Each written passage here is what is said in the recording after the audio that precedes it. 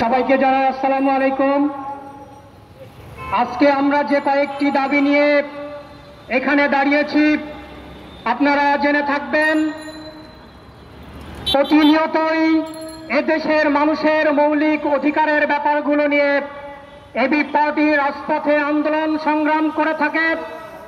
আজকে যে কয়েকটি বিষয় নিয়ে আমরা দাঁড়িয়েছি এটি বিগত কয়েক বছর ধরে আমাদের এই আন্দোলনটি একাধারে চলমান। দ্রব্যমূল্য আজকে এমন অসহনীয় পর্যায়ে চলে গেছে, কালকে আমি রাত 10টার দিকে একটি পেঁয়াজের দোকানে গেছি, পেঁয়াজওয়ালা আমার থেকে 120 টাকা নিয়েছে 1 কেজি পেঁয়াজ। তারপরে বললাম, ভাই রমজান মাসে কি এই পেঁয়াজ পাওয়ার কোনো সম্ভাবনা আছে 120 টাকায়? সে বলছে 220 টাকায় পাবেন কিনা সম্ভাবনা নাই। প্রিয় বন্ধুরা আমার, রমজান মাস অতি সন্নিকটে।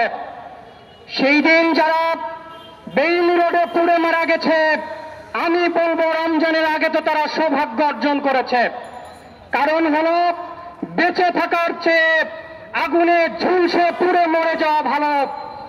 যদি পরিবার পরিজন নিয়ে সসম্মানে বেঁচে থাকা যেতে না পারে, যদি পরিবারের কাছে দ্রব্য কিনে ঘরে ঢুকতে না পারা যায়, তাহলে তো এভাবে পরিবার সহ ঝলসে পুড়ে মরাই ভালো।